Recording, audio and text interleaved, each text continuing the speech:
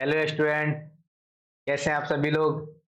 स्वागत है आप सभी का हमारे यूट्यूब चैनल प्रॉपर परीक्षा पर। बेटा आज की जो क्लास में बात करेंगे हम, वो क्लास रहेगी आपकी चैप्टर नंबर 8।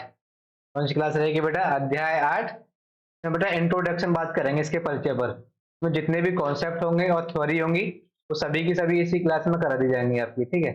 और बेटा वीडियो लास्ट तक देखें, ऐसा नहीं वीडियो स्टार्ट करी और बीच में से गोल हो गई, ठीक है। फिर क्या होगा, मैथ भी आपके बीच में से गोल हो जाएगा। फिर जब करने बैठोगे ना तो वो बीच में से ही गोल होकर निकल जाएगा। फिर जैसे कि अगर आप चाहो 8.2 एक्सरसाइज देख लें और थ्योरी और कॉन्सेप्ट वाली क्लास ना देखें तो बेटा वो भी एक्सरसाइज आपके समझ में नहीं आएगी प्रश्नावली, ठीक है। तो उससे बेहतर बात यह है कि जो भी आपको पढ़ाया जाए कॉन्सेप्ट वाली वीडियो पहले वो पढ़ें, उसके बाद ही बेटा प्रश्नावली लगाएं, ठीक है।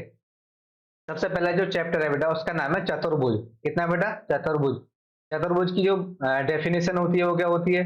चार भुजाओं से बनी एक बंद आकृति। बेटा बोला चार भुजा होनी चाहिए, ठीक है ना। अगर चार भुजाओं से अगर कोई भी एक आकृति बनाओगे ना, वो भुजा कैसी भी हो, टेढ़ी करके हो, सीधी करके हो, जैसे कि बेटा अगर वो भुजा ऐसे करके हो, ठीक है, ये भी क्या कहलाएगा?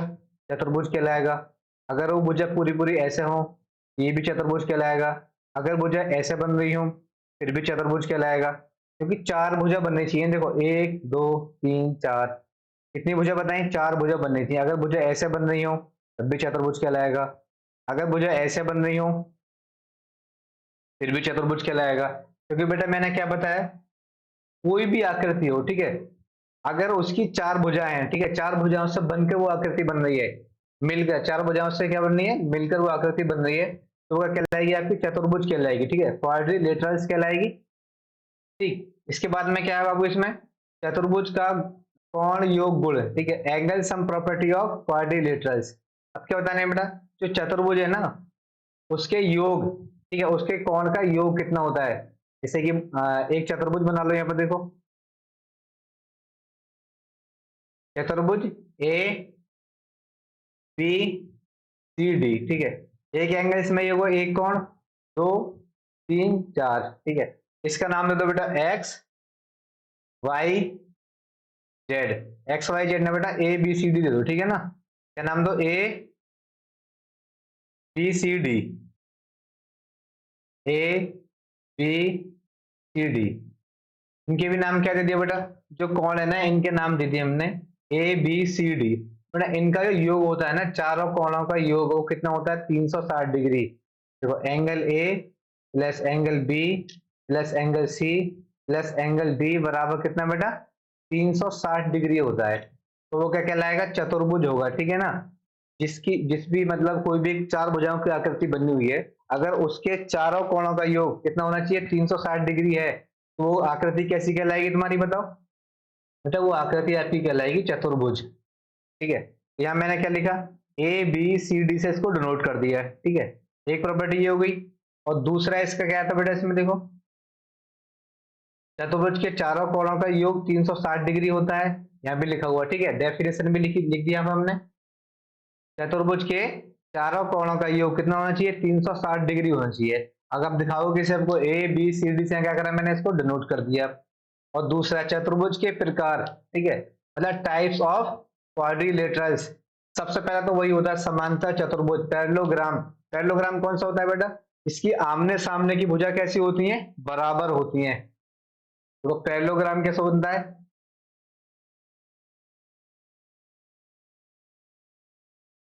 इसमें क्या होगा बट, इसमें आमने सामने की भुजा कैसी होंगी? आपस में बराबर होंगी। A B C D.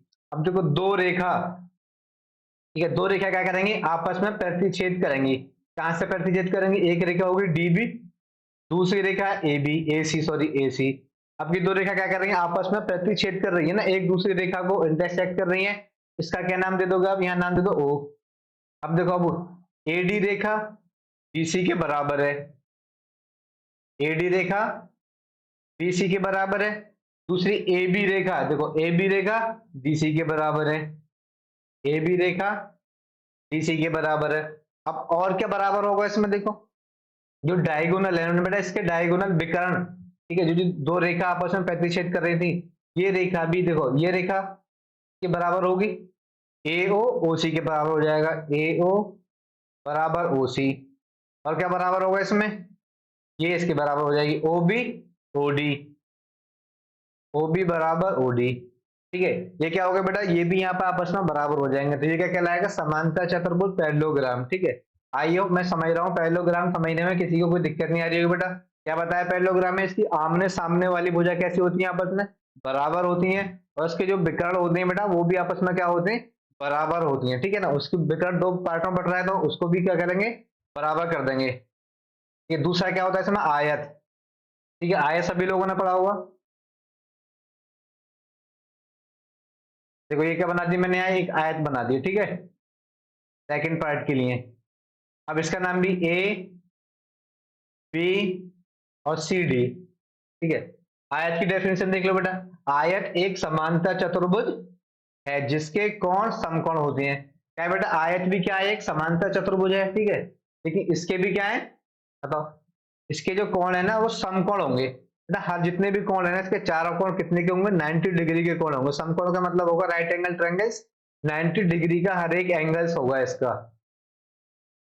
एक एंगल ये, दूसरा ये, तीसरा ये, और चौथा एंगल ये बेटा। देखो अब इसमें जो रेखा होंगे आमने सामने की, ये भी बराबर हो जाएंगे, ए बी बराबर डी सी, ए बी बराबर डी सी।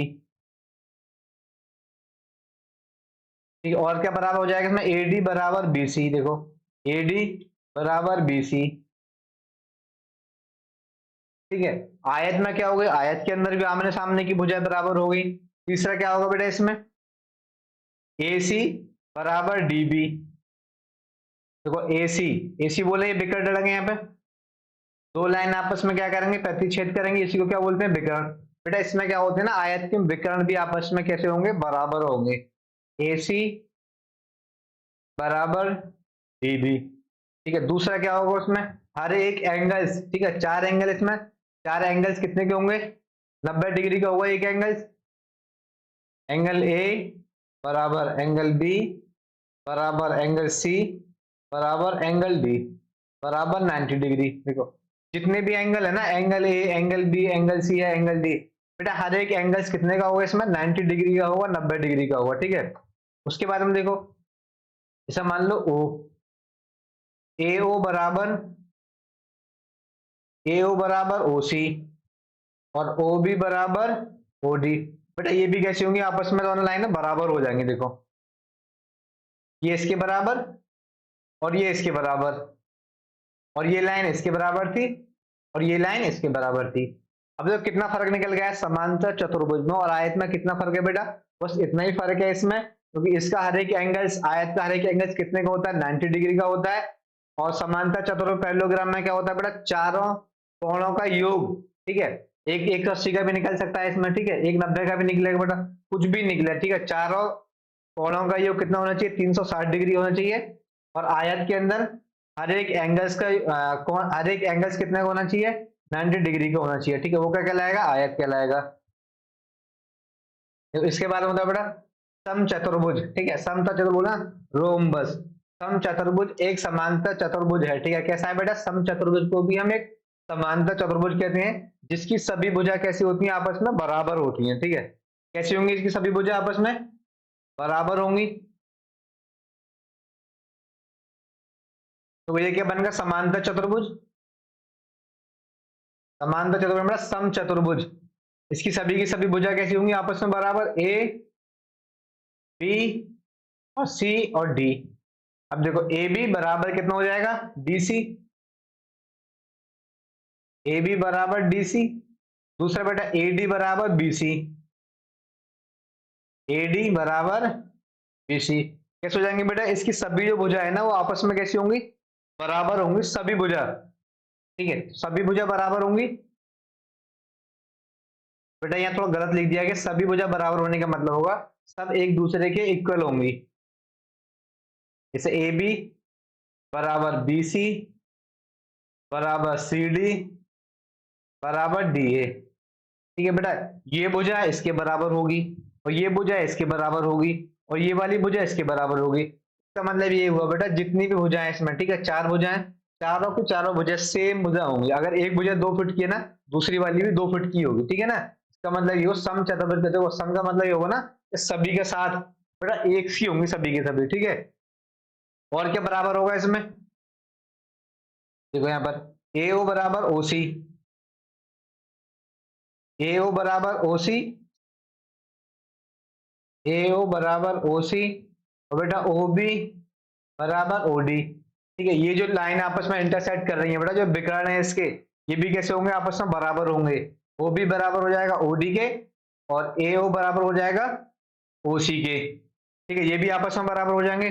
दूसरा बेटा इसमें क्या होता है, एंगल ए, देखो ये जो कोण है ना बेटा, ये कोण किसके बराबर होगा, कोण सी के, कोण ए बराबर कोण सी, और बेटा कोण डी बराबर कोण बी, ठीक है। इसके एंगल्स कैसे होंगे बेटा, आमने सामने के एंगल्स आपस में कैसे होंगे, बराबर होंगे समचतुर्भुज में, ठीक है। और इसमें दूसरी बात बेटा, ए बी पैरेलल होगी डीसी के, ये जो ए बी है ना बेटा वो डीसी के पैरेलल है, ठीक है। बोले तो एक ही लाइन में है ना दोनों, ए बी अगर ऐसे खिंची हुई है तो डीसी भी इसी लाइन में खिंचेगी बेटा, तो क्या होगी, इसके पैरेलल होगी। ये क्या लिखोगे, ए बी पैरेलल है किसके बेटा, डीसी के, और एडी पैरेलल है किसके, बीसी के, ठीक है। आई होप मैं समझ रहा हूँ, ये भी समझ में आ गया होगा आप लोगों के कि समचतुर्भुज होता क्या है, ठीक है ना। समचतुर्भुज एक समांतर चतुर्भुज है जिसकी सभी भुजा कैसी हैं, बराबर हैं। तो मैंने क्या करा, सभी भुजा देखो बराबर कर दी एक दूसरे से। और दूसरा बेटा जो डायगोनल है इसके विकर्ण, ये भी कैसे होंगे, आपस में बराबर होंगे, और आमने सामने के एंगल इसके वो भी बराबर होंगे। और जो भुजा दी हुई है ए बी, जो भुजा है वो पैरेलल होगी डीसी के, और एडी भुजा है बेटा, एडी भुजा कौन सी, ये वाली, ठीक है, वर्टिकल वाली। और वर्टिकल भुजा पैरेलल होगी किसके, बीसी के। पैरेलल का मतलब होगा बेटा, अगर ये भुजा अगर ऐसे बनी है ना, दूसरी वाली भी ऐसी बनेगी, ठीक है, वर्टिकली बनेगी, तो कैसी होगी, उसके पैरेलल होगी। इसके बाद में क्या है बाबू, इसमें देखो वर्ग है, क्या है, वर्ग, और वर्ग है बेटा स्क्वायर। वर्ग भी कैसा है बेटा, एक समांतर चतुर्भुज है जिसके सभी कोण समकोण होते हैं और सभी भुजाएं बराबर होती हैं, ठीक है। सभी की सभी भुजाएं कैसी होंगी, इसमें बराबर होंगी, ठीक है। और दूसरी बात क्या है बेटा, जिसके सभी की सभी कोण कैसे होंगे, समकोण होंगे। हर एक कोण कितना होगा, 90 डिग्री का होगा इसमें। तो यहाँ बना, मैंने बना लिया बेटा एक वर्ग बना लिया, ठीक है। क्या बनाया, यहाँ पे एक वर्ग बनाया, ठीक है, वर्ग ए बी और सी डी, ठीक है। ये क्या बन गया बेटा, वर्ग को क्या बोलते हैं, ये भी क्या कहलाता है, एक समांतर चतुर्भुज है जिसकी सभी भुजा कैसी हैं, बराबर है एक दूसरे के। देखो ए बी बराबर बी सी बराबर सी डी बराबर डी ए, तो बेटा इसकी भुजा कैसी होगी, यहाँ पर सब बराबर है। दूसरा ए सी बराबर डी बी, देखो ए सी बराबर डी बी, ए सी बराबर डी बी, जो इसके विकर्ण होंगे वो भी कैसे होंगे, आपस में बराबर होंगे, ठीक है। अब ये दो पार्ट्स में बट रहे हैं विकर्ण, देखो प्रतिच्छेद कर रही है नहीं देखा, तो ये आपस में बराबर हो जाएंगे, ओ बी बराबर ओ डी और ए ओ बराबर ओ सी, ओ बी बराबर ओ डी, ठीक है बेटा, ओ बी बराबर ओ डी और ए ओ बराबर ओ सी, ए ओ बराबर ओ सी। और तीसरी बात बेटा, इसमें जितने भी इसके एंगल्स होंगे वो कितना एंगल्स होंगे, हर एक एंगल्स का समकोण होगा 90 डिग्री का होगा। एंगल ए बराबर, तो यहाँ लिख लो, एंगल ए बराबर एंगल बी बराबर एंगल सी बराबर एंगल डी बराबर कितने के होंगे बेटा, 90 डिग्री का होगा इसका हर एक एंगल्स। दूसरी ओर ए सी लंब होगी बीडी पर, जो लाइन है ना कि ए सी, देखो ये क्या है, ए सी क्या लंब है किस पर, डीबी पर। देखो बेटा लाइन खींच रही है ना, तो लाइन ये डीबी, इस पर लंब कौन है, ए सी क्या पूरी की पूरी लंब है, ए सी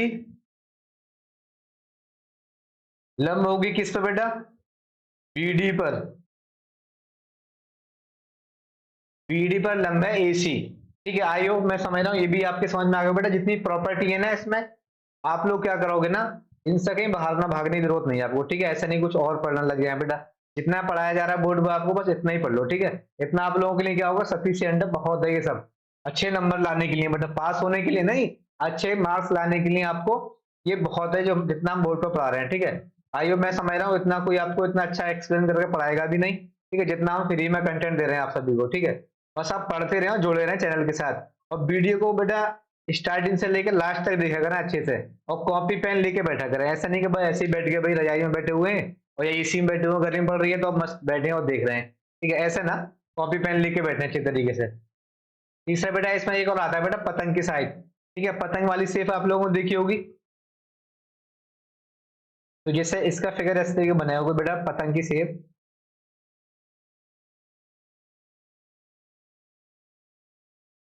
बेटा ये भी तो बन जाएगा ना, ए बी, देखो ए, कितना बन गया ये भी, ए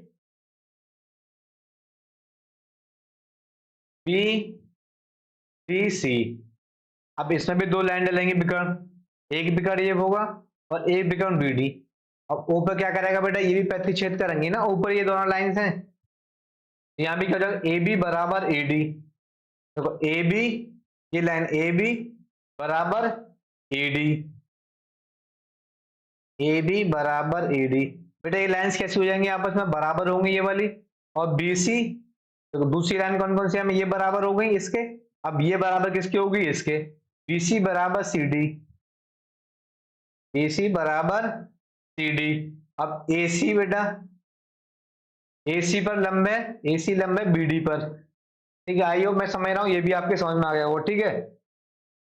दूसरा बेटा बी ओ बराबर ओ डी, जैसे कि लाइन है ना बेटा ये वाली, देखो बी ओ बराबर ओ डी, देखो ओ बी बराबर ओ डी। तीसरा बेटा ए ओ बराबर ओ सी, ठीक है, ये भी कैसे होंगे विकर्ण, आपस में बराबर हो जाएंगे, ठीक है। इसी के साथ में बेटा ये तो हो गए, इसके कितने हो गए टाइप्स हो गए इसके, किसके टाइप से, ये चतुर्भुज के, ठीक है, चतुर्भुज के टाइप बता दिए मैंने, चतुर्भुज के प्रकार, टाइप ऑफ क्वाड्रिलेटरल्स के टाइप से यहाँ तक खत्म हो गई है।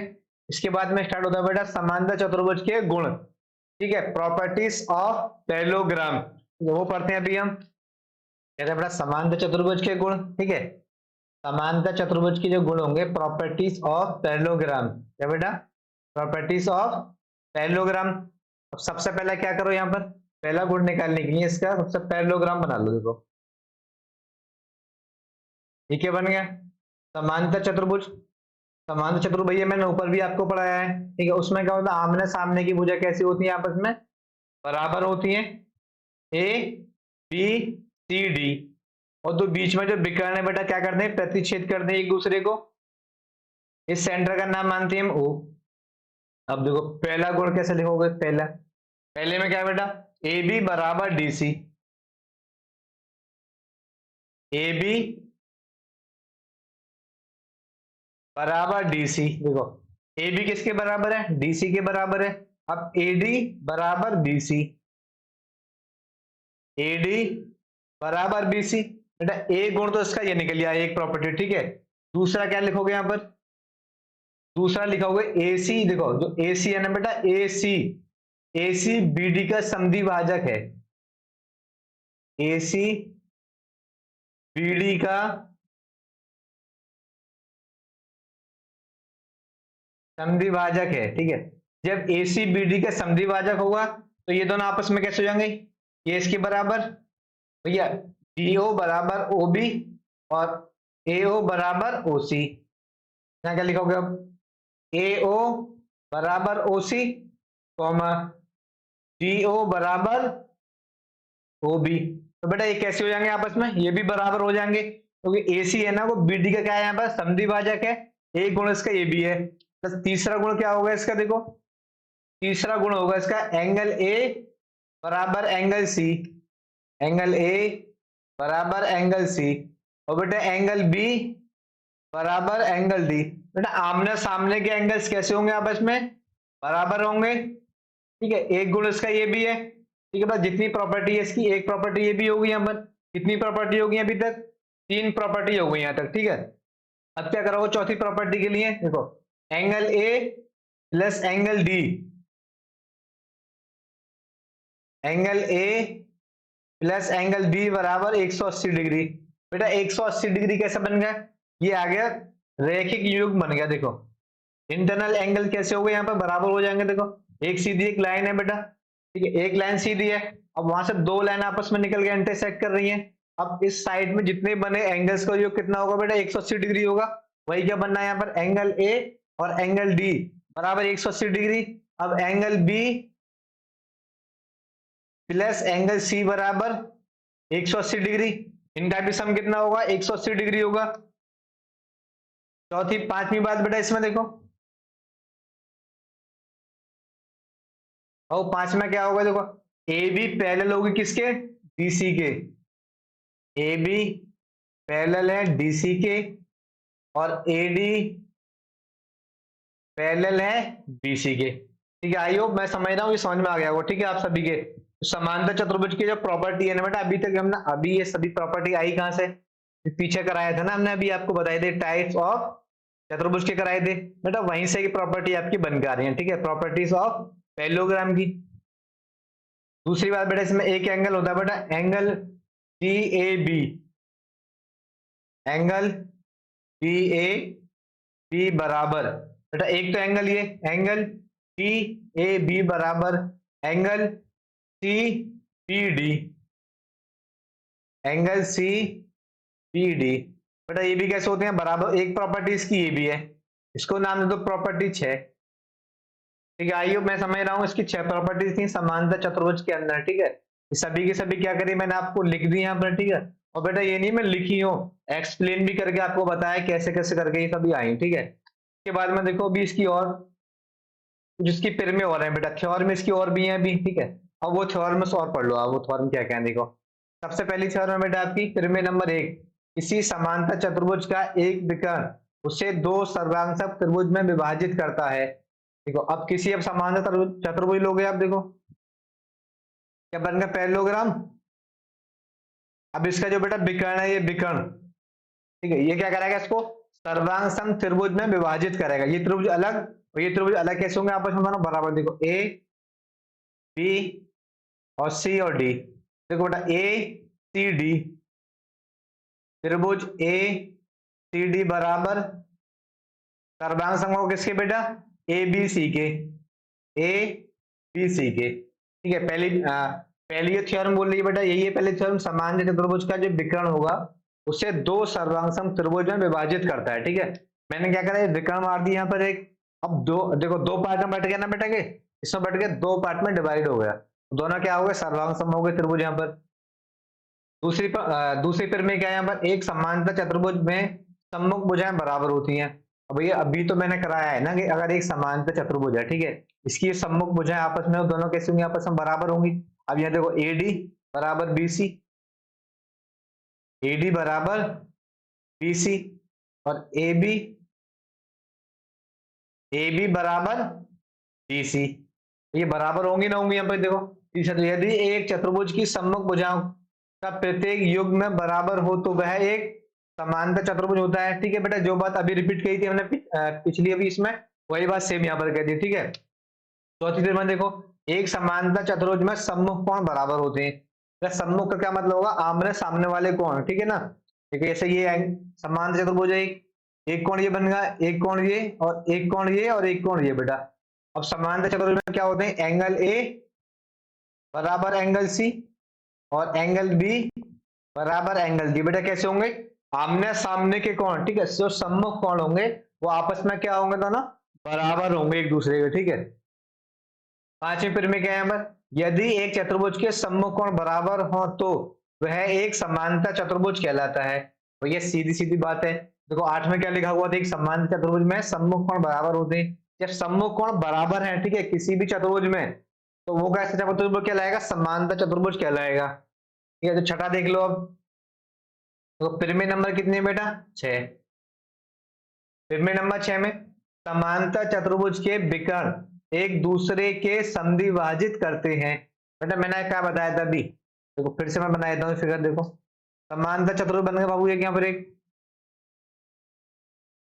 बेटा इसके जो विकर्ण होंगे इसके क्या करेंगे, एक दूसरे को समद्विभाजित करेंगे, जैसे कि ए बी और सी और डी।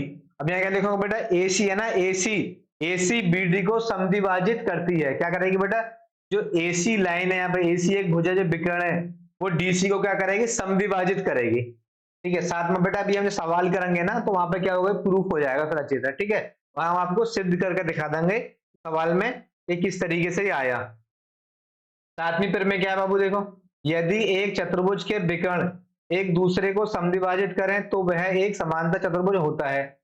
देखो फिर से देख लो, अब ये चतुर्भुज बना हुआ है यहाँ पर एक, यदि एक चतुर्भुज के विकर्ण एक दूसरे को समद्विभाजित करें तो वह एक समांतर चतुर्भुज होता है। तो ये कहीं भी अगर कोई भी चतुर्भुज मिल रहा है आपको, ठीक है ना, उसमें दो विकर्ण एक दूसरे को क्या करेंगे बेटा, प्रतिच्छेद करेंगे, समद्विभाजित करेंगे, तो वो चतुर्भुज कैसा कहलाएगा, समांतर चतुर्भुज कहलाएगा। ठीक है, यही इसकी क्या डेफिनेशन है। अब क्या बेटा 8.1 प्रमेय नंबर 8.1, उसमें बेटा कोई चतुर्भुज एक समांतर चतुर्भुज होता है यदि उसकी सम्मुख भुजाओं का युग्म बराबर हो और समांतर हो। ये क्या बोला बेटा इसमें, 8वें नंबर में बोला है बेटा, अगर जैसे कि अगर आपने यहाँ कोई भी पैरेललोग्राम बना लो, ठीक है, ये बन गए पैरेललोग्राम, अगर इसकी ए बी सी और डी, तो इसमें क्या बेटा कोई चतुर्भुज एक समांतर चतुर्भुज होता है यदि उसकी सम्मुख भुजाओं का युग्म बराबर हो और समांतर हो। अब ए बी बीसी के समांतर होना चाहिए, देखो ए बी बीसी के समांतर हो। दूसरा बेटा बराबर भी होनी चाहिए, सम्मुख भुजाओं का युग्म है ना इनका, वो आपस में बराबर भी हो। यहाँ पे क्या होगी, ए डी पैरेलल होगी बीसी के। ठीक है, आई होप ये इसकी थ्योरम थी। ठीक है, कितने पेर में थी, 8.8 पेर में थी, ठीक है ना, 8 पेर में थी, 8 के 8 यहाँ पर करा दी। ठीक है बेटा, इसमें एक चीज और बची हुई, इसमें मध्य बिंदु योग। ठीक है, मध्य बिंदु पेर में मिड पॉइंट थ्योरम क्या बची हुई है इसमें अभी, मिड पॉइंट थ्योरम। ठीक है, इसको भी पढ़ लें जल्दी से हम बेटा। किसी त्रिभुज की किन्हीं दो भुजाओं के मध्य बिंदुओं को मिलाने वाला रेखाखंड तीसरी भुजा के समांतर होता है। तो एक त्रिभुज बना लो यहां पर, अब त्रिभुज ए बी और सी। बेटा यहां पर क्या बोला, देखो भुजाओं के मध्य बिंदुओं को, मध्य बिंदु ये हो गई, अब इनको जो मिला रहे हैं आपस में हम, इसका नाम दे दो डी और ई। रेखाखंड तीसरी भुजा के समांतर होता है। ठीक है ना, कैसा लिखोगे इसमें, अब अगर त्रिभुज एबीसी में डी तथा ई, मतलब डी तथा ई, बेटा जो डी और ई है ना, देखो डी कहां पर है, डी और ई, ए बी और ए सी के क्या है, मध्य बिंदु है। डी तथा ई ए बी तथा ए सी के मध्य बिंदु है। ठीक है, अब भैया सिंपल बात है, आपको दिख रहा होगा इस त्रिभुज के अंदर, बेटा मध्य बिंदु तो कहलाएंगे, देखो ए और बी के बीच में कौन बैठा हुआ, डी बैठा हुआ, बिल्कुल बेटा बिल्कुल बीच में बैठा हुआ, तो क्या कहलाएगा, इसका एक मध्य बिंदु है। इसी तरीके से ई किसके बीच में बैठा हुआ है, ए और सी के बीच में। ठीक है भाई, ए और सी के बीच में क्या कौन बैठा हुआ, ई, तो क्या कहलाएगा, ई इसका मध्य बिंदु कहलाएगा। ठीक है, तब क्या होगा यहाँ पर, डीई कैसी होगी बेटा, पैरेलल होगी किसके, बीसी के, तीसरी भुजा के समांतर होता है। ठीक, कैसी होगी, पैरेलल टू थर्ड साइड। तो डीसी होगी, डीई होगी बेटा वो बीसी के क्या होगी, पैरेलल होगी। और इसी में क्या आती है बेटा, प्रमेय नंबर 2, इसी के सेकंड पार्ट, किसी त्रिभुज की भुजा के मध्य बिंदु से होकर दूसरी भुजा के समांतर खींची गई रेखा तीसरी भुजा को समद्विभाजित करती है। देखो एक त्रिभुज यहां बना लो, त्रिभुज ए बी सी, ए बी सी। अब देखो यहां भी तो एक मध्य बिंदु होगा, मध्य बिंदु नाम है तो डी कॉमा ई। यहां क्या लिखा होगा, अगर त्रिभुज, बेटा यहां भी ये वाली बात लिखोगे आप, क्या लिखोगे यहां भी, सॉरी सॉरी, ये क्या लिखोगे, अगर त्रिभुज ए बी सी में, ए बी सी में, अब ए बी सी में बेटा क्या है, डी ए बी का मध्य बिंदु है, डी ए बी का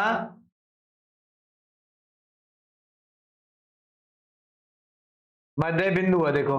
अब बेटा डी भी यहाँ बैठा हुआ है बीच में, तो डी क्या होगा, ए बी का मध्य बिंदु होगा, और तथा डी क्या होगी, समांतर होगी बीसी के। जो डी है ना बेटा वो समांतर होगी किसके, बीसी के। और दूसरा क्या होगा बेटा, इसमें एक और रहेगा जो ई है ना बेटा, ई ई किसका मध्य बिंदु है, एसी का। ई एसी का मध्य बिंदु है यहाँ पर, ठीक है ना। जैसा बेटा इसकी थ्योरम बोल रही है, फिर में जो बोल रही है वही क्या करा मैंने यहाँ पर देखो, किसी त्रिभुज की भुजा के मध्य बिंदु से होकर दूसरी भुजा के समांतर खींची गई रेखा तीसरी भुजा को क्या कर रही है बेटा, समद्विभाजित कर रही है। बेटा जो तीसरी रेखा है ना ये वाली, इसको क्या कर रही है, समद्विभाजित कर रही है। समद्विभाजित करेगी तो बेटा ई एसी का मध्य बिंदु हुआ यहाँ पर, और डी क्या होगी, बीसी के पैरेलल होगी। ठीक है बेटा, यहीं तक क्या था बेटा आज की वीडियो का आपका कॉन्सेप्ट और थ्योरी दोनों हमने इसमें करा दिया है। ठीक है, इसी के साथ में मिलेंगे आपको नेक्स्ट वीडियो में, नेक्स्ट क्लास में। आपकी जो अगली क्लास होगी वो होगी प्रश्नावली 8.1। कौन सी होगी बेटा, प्रश्नावली 8.1। तब तक के लिए बेटा क्या करें आप, ये सभी जितना भी हमने अभी तक पढ़ा है सभी को क्या करोगे आप, एक बार घर पे रिवीजन करके आओगे और पढ़ के आओगे अच्छे से। क्या करके आओगे, रिवीजन करोगे पढ़ोगे। रिवीजन और पढ़ कैसे करोगे बेटा, कॉपी पेन लेके बैठे, बार बार मैं एक ही बात कहता हूँ हमेशा, कॉपी पेन लेके बैठे, नोट्स बनाए अच्छे से और इसको रिवाइज करके पढ़ के फिर आए क्लास में। ठीक है, जो प्रश्नावली स्टार्ट होगी उसमें तभी आके बैठे बेटा, तभी आपके समझ में आएगा। ठीक है, ऐसे नहीं बेटा अगर आपको पढ़ना हो तो पढ़े यूट्यूब पे। ठीक है, ऐसा नहीं खामी खा के अपना टाइम बर्बाद करें यहाँ। ठीक है, टाइम की बेटा एक बड़ी कीमत है, टाइम को कहीं ना कहीं यूटिलाइज करें। अगर यूट्यूब आप खोल रहे हैं ठीक है पढ़ने के मकसद से, ठीक है, तो हमारे चैनल पर आए और पढ़े अच्छे से। ठीक है, फ्री ऑफ कॉस्ट है और अच्छा मटेरियल आपको दिया जा रहा है। ठीक है बेटा, मिलते हैं इसी के साथ में अगली क्लास में। ठीक है, तब तक के लिए अपना ख्याल रखें।